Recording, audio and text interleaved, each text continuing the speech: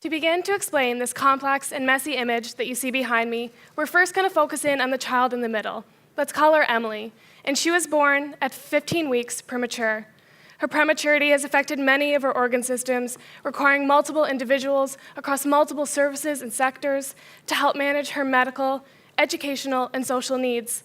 One study done in Ontario, Canada, showed us that children like Emily represent less than 1% of their provincial pediatric population. However, they account for over 1/3 of their entire pediatric healthcare spending. And this is what this slide depicts. We can see all the individuals and hospitals involved in the care of just one child with medical complexity. And I want you to think on how difficult it is to communicate information amongst all these individuals back to the right person at the right time. Do you remember that telephone game that we used to play as kids, where we all sat in a line and we whispered from person to person?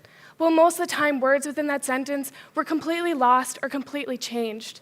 When critical care plan information is being passed between all these individuals, opens the potential for information to be misinterpreted or lost.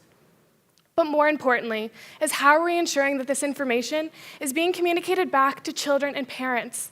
Health programs and policies are now supporting the shift in care for these children away from the hospitalized settings and back into their homes. Thus, it is critical that we start to adequately inform and support these children and parents to return home after what is often months or even years of being in hospital. But this complex image doesn't even touch the rest of the story. Emily has 2 younger siblings, lives 3 hours away from the nearest pediatric health center, and her mom had to give up her job to become a full-time caregiver to Emily.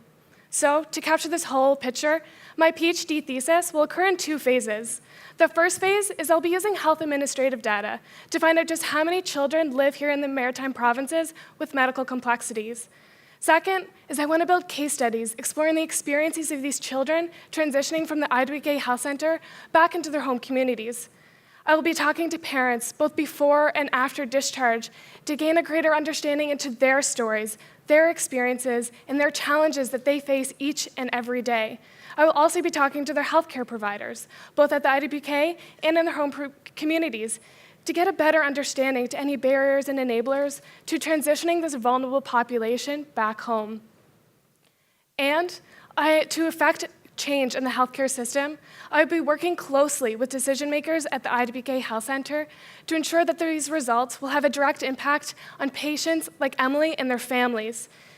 The results of this PhD thesis will be the first step in informing patient-oriented interventions to improve the hospital-home transition and to improve communication of all these individuals for children with medical complexities.